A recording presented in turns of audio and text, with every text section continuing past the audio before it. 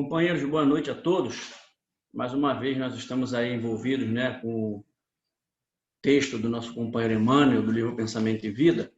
E desta feita, o texto que nós escolhemos foi o título O Trabalho, que é uma das leis naturais, uma das leis divinas, também tão importante quanto a todas as outras que Deus nos concedeu.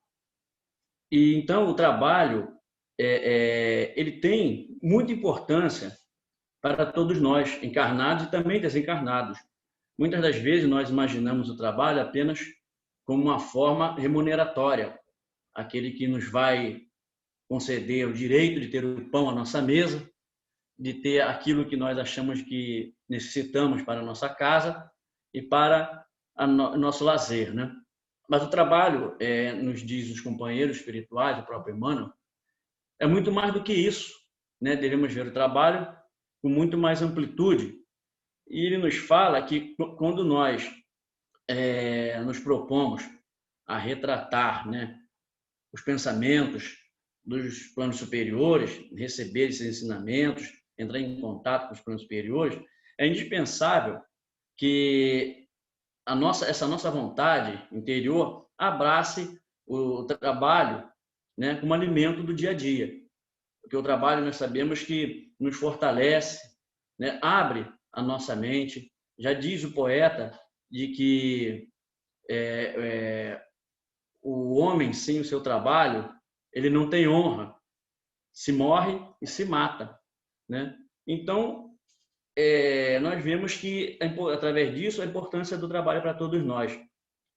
Esse trabalho, ele não só é na questão do trabalho remunerado, e o trabalho, ele existe em todo o planeta, na forma material, também na forma espiritual. Aquelas coisas que a gente viu em determinadas novelas e retrataram o mundo espiritual, de que o espírito ficava lá com aquela roupinha bem fininha, flutuando, voando para lá e para cá, dançando, cantando, à toa, aquilo não existe, É claro que também existe o momento em que os espíritos vão para as suas atividades de música, essas coisas. Mas os espíritos também trabalham muito, trabalham bastante. Jesus mesmo, numa de suas passagens, ele retrata a importância do trabalho, Quando ele estava curando o paralítico lá num dos tanques de Betesda, aqueles tanques onde as pessoas iam ali para se beneficiar, e o paralítico não conseguia. Sempre que a água vibrava, alguém se lançava a água e ficava curado, tinha algum tipo de benefício. E o paralítico não conseguia, porque como ele era paralítico, tinha muita dificuldade de se deslocar, a água vibrava, ele não conseguia deslocar, parava de vibrar, ele não conseguia. Então Jesus, passando por ali, o auxilia. E aqueles que estavam ali presentes, sabendo que a lei, na época, preservava o sábado, Porque tem aquela coisa de que Deus fez o mundo em 6 dias e no 7º ele descansou, Nós sabemos que é pura bobagem, mas é o que os companheiros acreditam, tudo bem. Então, questionado sobre essa atividade dele no dia de sábado, até orientado pelos profetas, eles questionam Jesus. A lei diz que nós devemos preservar o sábado. O que tu dizes? Jesus, logicamente, muito sabido, penetrando em seus pensamentos, diz o seguinte: meu pai trabalha até hoje e eu também.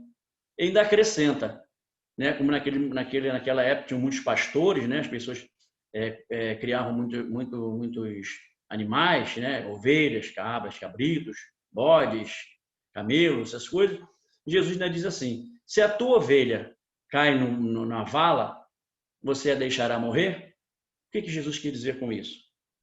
Se você preserva tanto o sábado, e se o seu animal que você cria para seu sustento ou para você ter recurso ao vendê-lo, ele cai numa vala porque é sábado, você não vai salvá-lo, você deixará morrer? Ou seja, jogou a resposta, a responsabilidade para aquele que o questionava.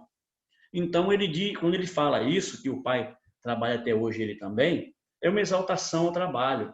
Porque o trabalho, ele, como eu já disse aqui anteriormente, até na fala do poeta, ele exalta a pessoa, Ele faz com que a pessoa abra seus horizontes, ele faz com que a pessoa crie, ele faz com que a pessoa tenha uma visão mais ampliada das coisas. Porque quando você trabalha em determinada função, você procura aprimorar né, a sua atividade, fazendo cursos, criando, isso tudo vai ampliando a sua mente. Então, você se torna, o trabalho para você se torna um movimento bastante importante, né?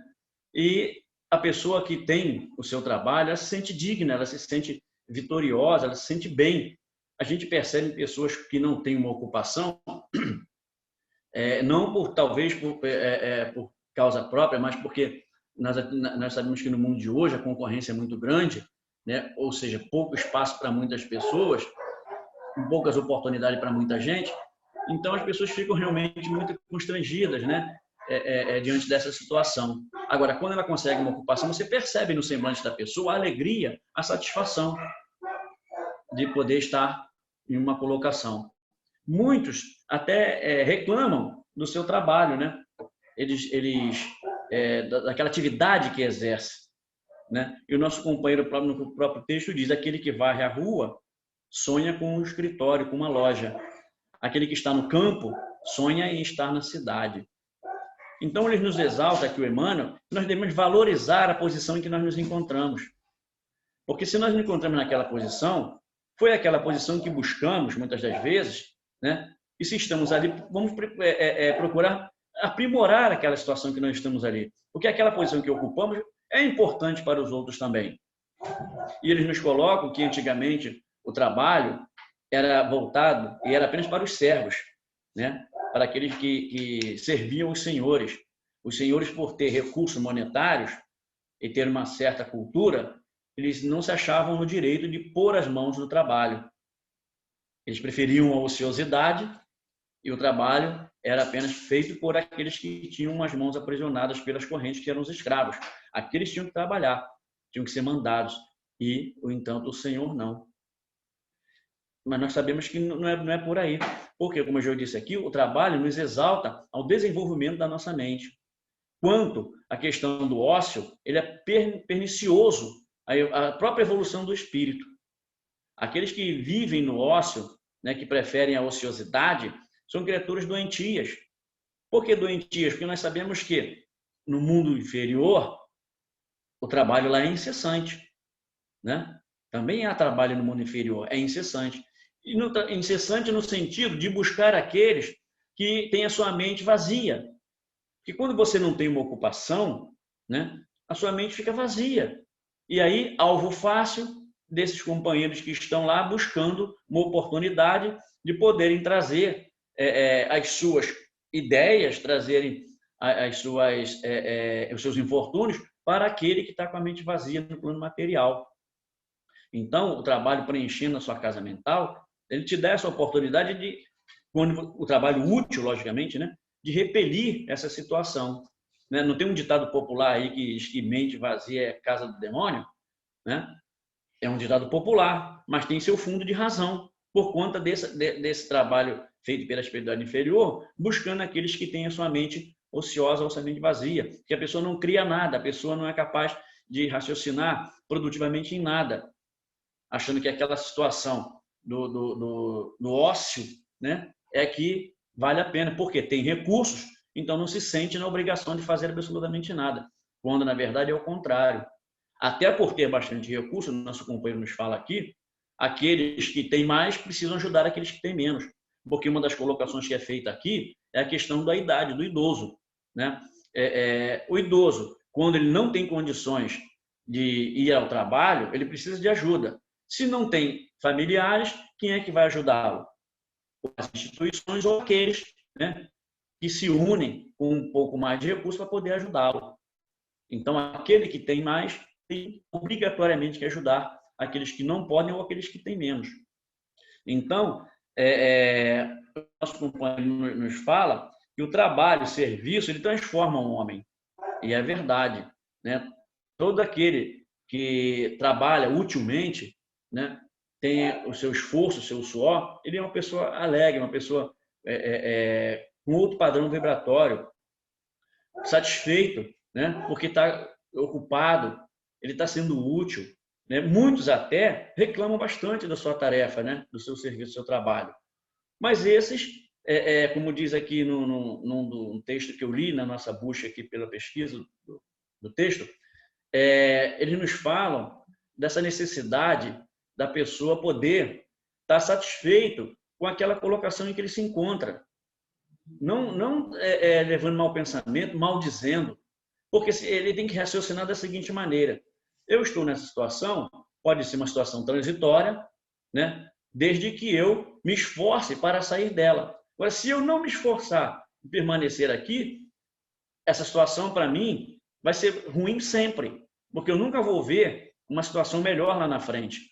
Então, já que hoje eu não estou satisfeito com o meu trabalho, eu vou permanecer insatisfeito. E normalmente a pessoa que é insatisfeita em determinado local, ela vai ser insatisfeita sempre, porque ele nos diz aqui que é um desejo, né, do ócio, um desejo da preguiça inconsciente.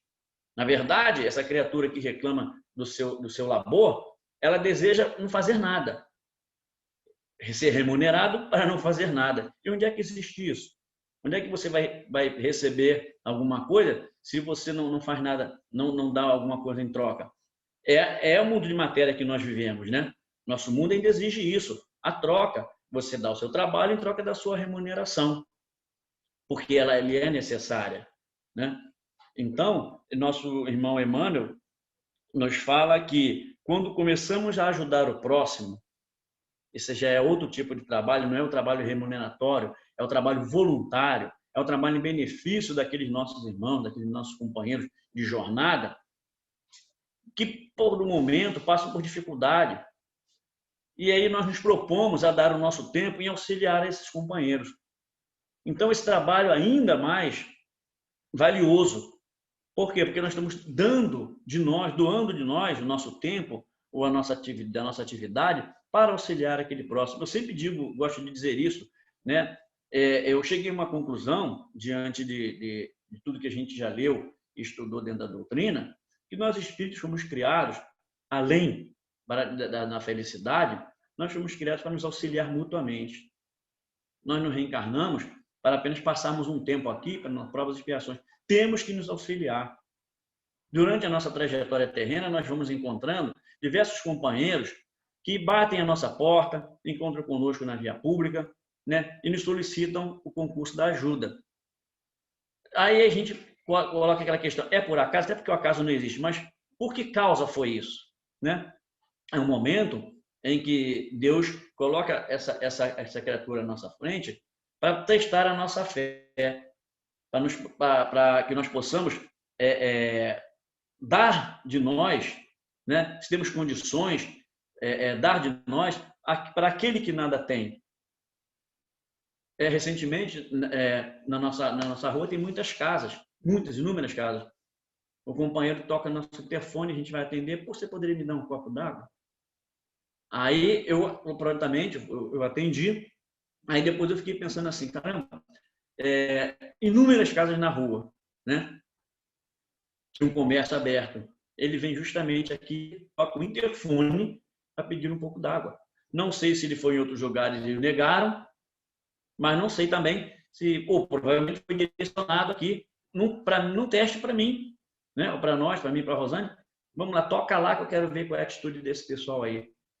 Então é assim que a nossa vida na Terra ela deve ser tocada, né? Você ter aquilo que você pode conseguir com o seu trabalho remunerado, mas apenas o necessário, porque o supérfluo, o próprio nome já diz, é supérfluo. Ter aquilo que você precisa e necessita para o seu bem-estar, né?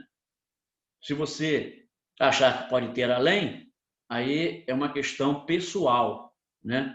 Se você quer adquirir aquilo que você não precisa, muitas das vezes, algumas criaturas acabam até tendo problemas financeiros por conta disso, né?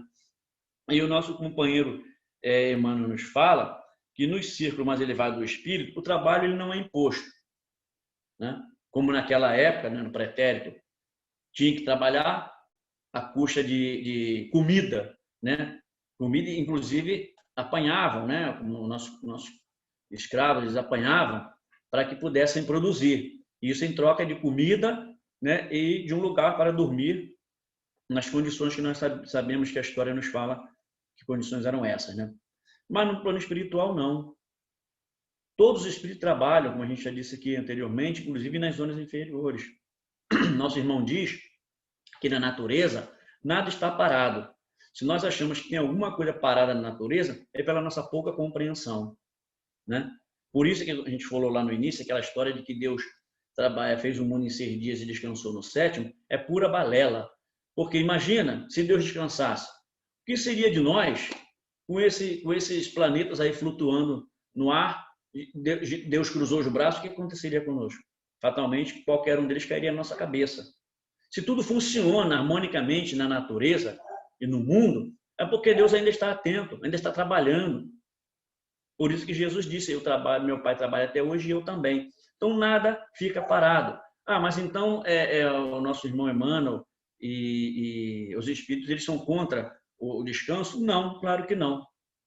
O descanso, inclusive, é necessário também, porque nós temos uma máquina que é de matéria, né? E se as máquinas mecânicas dão problema em determinado tempo de uso, a máquina humana também, né? Se nós não cuidarmos bem dela, também teremos problema. Então, nós precisamos desse recanto, desse descanso. Mas o nosso irmão nos diz aqui que esse descanso ele precisa ser muito assim pensado. Ele não é nós não podemos fazer o descanso da preguiça, de não fazer nada. Precisamos usar com bom senso, utilizar a nossa razão nesse momento de lazer. Vamos descansar o corpo físico, né? E no momento do descanso vamos pensando, vamos imaginando o que nós podemos melhorar, em que nós podemos melhorar em nós mesmos até, né? Em que nós podemos fazer pelo nosso próximo. Ou seja, você vai descansar o seu corpo físico, né? Imaginando aquele que você pode ser mais útil. Então, o descanso também é importante, né? É necessário até para que você possa refazer as suas energias e depois voltar à sua atividade mais refeito, né? Com relação ao desgaste da matéria orgânica, né? Então, nós temos também aqui no Evangelho de Mateus, né? No capítulo 7, versículos 7 a 11, que está lá no nosso Evangelho, né? Com relação ali ao trabalho, e que onde Jesus diz assim, que Mateus retrata no seu Evangelho: pedi e se vos dará, buscais e acharei, bateis e a porta se vos abrirá, né? Então, por quanto quem pede, recebe, né? E que aquele que bate, a porta se abre. Ou seja, é Jesus novamente exaltando a questão do trabalho, né? E tem uma historinha aqui, eu gosto para ilustrar o nosso estudo, né? Que tem um companheiro, um sábio, tem os seus discípulos, ele vai por uma estrada. E eles encontram uma criatura com um carro, uma estrada de terra, né? E o carro da criatura está atolada. E ele está lá, de joelho, orando aflitivamente. E os nossos companheiros passam, percebem, e o sábio então diz o seguinte: vamos seguir adiante. Aí os seus séquitos ficam assim, estranhando, né? O sábio não foi ajudar o outro. E seguem adiante. Mas na frente tem um outro homem na mesma situação, o carro atolado. Mas esse homem, o que ele está fazendo? Ele está tentando tirar o carro da lama, empurrando, empregando vários meios para tirar o carro da lama e, logicamente, bastante nervoso, né? Bastante inflamado com aquela situação, não aceitando aquela situação. E o sábio para e diz o seguinte para aqueles que estão com ele: vamos ajudá-lo. Foram lá, ajudaram o homem a tirar o carro do atoleiro. O homem, muito feliz, seguiu em frente.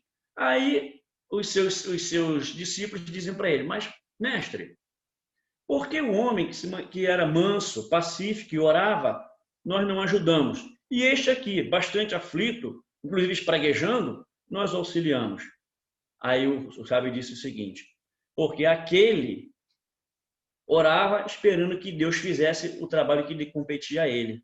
E este não. Apesar de estar bastante desequilibrado, ele fazia o que lhe competia, que era tentar se livrar daquela situação, né? Então, isso que é uma situação que nós devemos realmente analisar.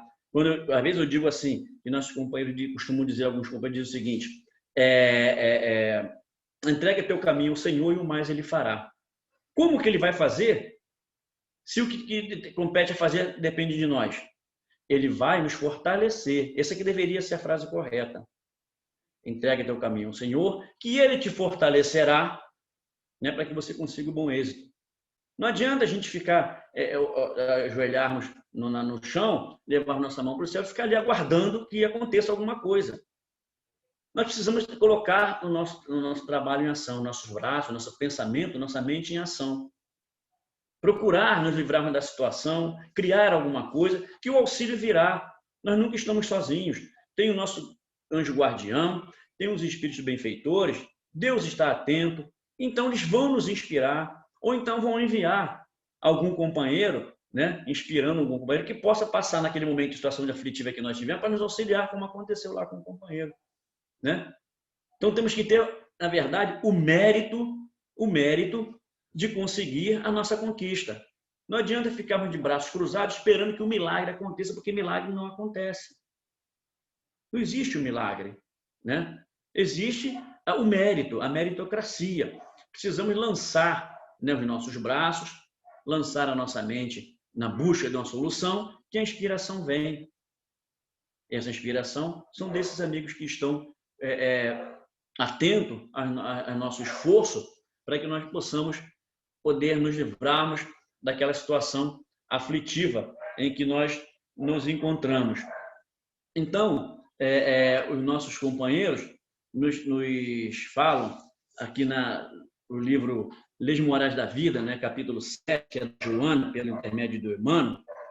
Tem umas colocações aqui que eu gostaria de trazer para vocês, que ela nos diz o seguinte no livro: sob pretexto algum, te permitas a hora vazia, justificando cansaço ou desengano, irritabilidade ou enfado, desespero íntimo ou falta de estímulo, evita cair no desânimo que abre claros na ação do bem, favorecendo a inutilidade e inspirando as ideias perniciosas. Porque nós falamos da questão da mente vazia, né? Ou seja, nós precisamos tomar muito cuidado com essa situação, né? Nós precisamos estar sempre com a nossa mente ocupada, com boas intenções, com bons pensamentos, para que aqueles espíritos do bem possam se aproximar de nós e nos auxiliar a resolver determinada situação que para nós no momento pode ser aflitiva, ou aquela situação que nós estamos pensando em resolver algum problema, né, e não estamos conseguindo sozinhos. Mas temos o mérito de tentar, e apesar de, através desse nosso esforço, nossos irmãos vêm nos inspiram, nos orientam o melhor caminho a tomar, né? E ela continua dizendo o seguinte: o trabalho é, ao lado da oração, o mais eficiente antídoto contra o mal, porquanto conquista valores incalculáveis com que o espírito corrige as imperfeições e disciplina a sua vontade, né? Como a gente falou aqui, o trabalho é um estímulo, não só o trabalho remunerado, mas o trabalho voluntário, o trabalho de auxílio àqueles que não têm condições de sozinhos poder realizar uma atividade, né? Mesmo que nós tenhamos um trabalho remunerado, o nosso tempo livre, nós devemos voltar para esse tipo de trabalho, que é o trabalho muito bem visto pela espiritualidade, que é o trabalho voluntário, o trabalho de ajuda mútua àqueles que não têm condições de se manter, né? Ou de ter uma atividade que possa se deslocar sozinho. Temos que estender as nossas mãos a esses companheiros, porque nós estamos empregando muito bem o nosso tempo, principalmente se nós tivermos tempos livres, né? Tempos livres. Então, nós precisamos auxiliar esses companheiros. Por isso, a importância do trabalho, né, nas instituições em que nós frequentamos, seja ela qual for, de qualquer credo religioso.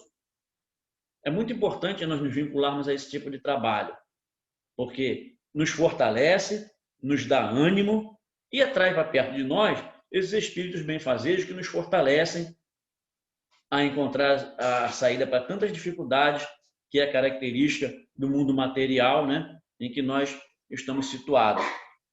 E a nossa irmã Joana continua: o momento perigoso para o cristão decidido é o do ócio, não do sofrimento, nem o da luta áspera. Na ociosidade surge e cresce o mal, na dor e na tarefa fulguram a luz da oração e a chama da fé. Por quê? Quando nós passamos por determinadas dificuldades, né, nós nos lembramos logo de Deus. Mesmo aquele que não professa nenhum credo religioso, pode verificar. Primeira palavra que a pessoa diz, ai meu Deus, né? Isso já é. Até aquele que se diz ateu, em determinado momento de aflição, pode reparar que no momento de perigo ou de uma aflição muito grande, ele cita logo a frase, ai meu Deus. Isso já é o quê? Isso já é uma ponta, né, da existência da fé naquela criatura também. Lembrança do Pai que nos socorre a todo instante e a todo momento. Né? Agora, o perigo, como a gente volta a dizer, como cita aqui a nossa companheira Joana, é a mente vazia, onde, como dizia o nosso companheiro seu Onofre, né? O passarinho pode pousar na nossa cabeça, mas a gente jamais, em tempo algum, podemos deixar que ele faça ninho. Né? Os espíritos inferiores podem até tentar nos assediar, mas depende única e exclusivamente de nós deixar que isso aconteça. Né? Então, nós temos que ter bastante atenção para que nós possamos ter a nossa mente sempre ocupada com coisas boas. Porque, como disse Paulo, somos vigiados constantemente. Muitos nos seguem. Então, se muitos nos seguem, bons e maus, que tenhamos a nossa mente voltada para as coisas boas, para que apenas os bons possam estar do nosso lado. Né? E segue, então, a nossa companheira Joana, com o seu pensamento, dizendo aqui o seguinte: os desocupados jamais dispõem de tempo para o próximo, atarantados pela indolência e pela inutilidade que fomentam o egoísmo e desenvolvem indiferença. É verdade. Aquele companheiro que milita no ócio, que tem, vamos dizer assim, preguiça, né, de levar da sua mente, de fazer sua mente trabalhar, criar, né, de levar os seus braços ao trabalho, ele encontra sempre dificuldade de ajudar o próximo. Tem sempre uma desculpa. Hoje não, agora não, talvez amanhã, quem sabe um dia, não tenho tempo. Existe sempre um porém para que ele possa doar de si para aquele que necessita ou que chega até ele solicitando o recurso. Né? A nossa irmã continua ainda dizendo assim: trabalha o verme no solo, o homem na terra e o pai nas galáxias. Ou seja, como nós dissemos, nada é natureza está parado. Se nós achamos que está parado, é que a nossa mente ainda não conseguiu alcançar as maravilhas da criação divina.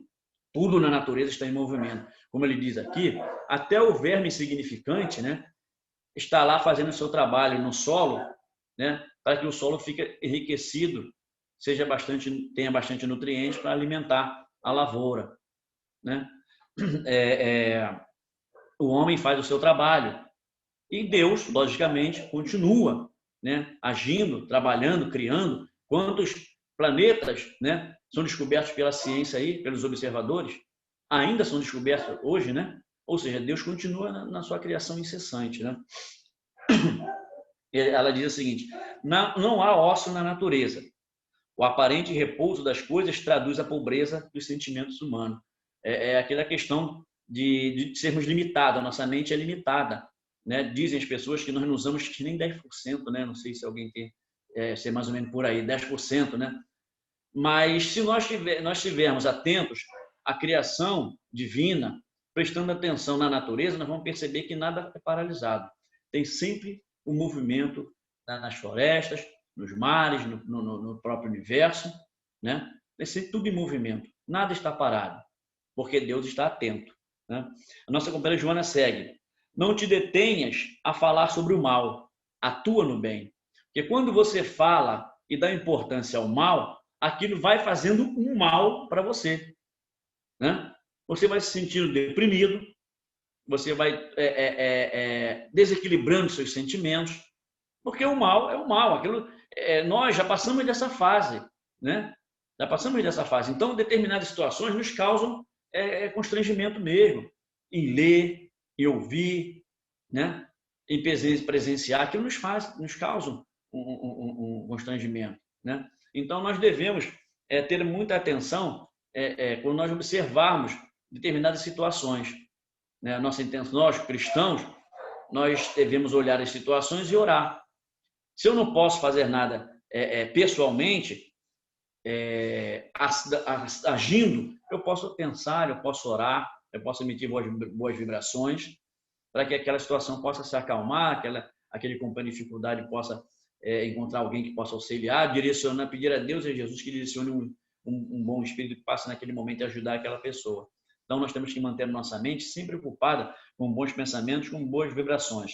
E Joana continua: não te excuses a glória de trabalhar pelo progresso de todos, do que resultará a tua própria evolução.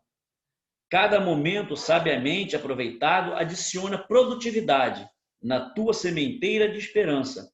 O trabalho de boa procedência em qualquer direção produz felicidade e paz. E ela tem razão, né? Ela tem razão. Qualquer que seja o trabalho que façamos, a nossa ocupação, ou remunerada, ou voluntária, aquilo precisa ser satisfatório para nós. Precisa nos trazer alegria, felicidade, né? Satisfação em poder ajudar o nosso próximo, poder auxiliar aqueles companheiros que precisam da nossa ajuda, do nosso braço, da nossa palavra, do nosso abraço. E também no remuneratório, fazer a nossa parte com a satisfação de que estamos fazendo bem. É isso que nós temos que fazer. Ao invés de nós reclamarmos, de ficarmos remoendo, né, que temos um patrão difícil, que nós temos colegas de trabalho insuportáveis, mas é aquilo que nós precisamos. É aquele momento ali em que nós temos que burilar os nossos sentimentos, fazer prevalecer a tranquilidade, a calma, a paciência. São provas e testes que temos que passar. Se temos um chefe difícil, é porque nós merecemos aquele chefe difícil. Então, vamos fazer o melhor para que, através do nosso trabalho, do nosso comportamento, ele possa nos olhar e, mais tarde, quem sabe, vir nos ver de forma diferente. Talvez ele seja o doente. Ele seja o doente. E talvez, por também estar sendo cobrado pelos que estão no cargo acima do seu, sendo pressionado. E como ele não tem equilíbrio, ele tem que descarregar em alguém. Então, nós temos que procurar entender também aquele companheiro, mantendo o nosso equilíbrio, fazendo o nosso trabalho com muita alegria, muita satisfação, para que possamos fazer bem feito. Porque quando nós não fazemos o nosso trabalho bem feito, aquele trabalho se torna para nós um peso grande, é um peso que nós achamos que não podemos suportar, E muitas das vezes, até levantarmos de manhã para irmos ao trabalho, se torna uma situação de sofrimento muito grande. Porque nós já vamos pensando, acorda e pensando assim: puxa vida, eu já vou ter que ir lá enfrentar aquele cara que está ali, está desequilibrado, vai chegar lá gritando, vai chegar lá reclamando. Tem uns colegas lá que não são os colegas cooperadores de trabalho, vão nos trazer perturbações, vão nos atrapalhar o trabalho. Então, nós já vamos com uma posição negativa para o nosso trabalho. Então, que nós possamos fazer do nosso trabalho, remunerado ou não, um caminho de muita alegria, de muita felicidade, de muita harmonia, e a oportunidade de podermos desenvolver melhor, e dar oportunidade àquele que é a inteligência contínua, que somos nós espíritos, de poder também se desenvolver no momento em que estiver fora do corpo físico, poder também trabalhar e poder cada vez mais se melhorar, na sua processo de evolução. Então, nossa companheira Joana nos traz muitos vamos dizer, atributos, nos traz muita colaboração nas suas obras, que nós estamos aqui com relação à questão do trabalho. Fora também o livro dos Espíritos, em que nós também tivemos a oportunidade de pesquisar. Tem muitas perguntas lá sobre a lei do trabalho que nos são de muita valia, para a nossa reflexão e nos ajudarão bastante. Com certeza, nós que militamos e hoje nós estamos aposentados, mas temos nosso tempo, determinado tempo livre, para poder fazer o trabalho voluntário, de ajuda àqueles que precisam, e aqueles que ainda militam no mercado de trabalho, poder reflexionar a respeito dessa condição do dia a dia, do seu trabalho remunerado. Então, meus irmãos, era isso que nós tínhamos para trazer hoje para o nosso projeto de verão sobre a lei do trabalho, né? Que Deus nos abençoe.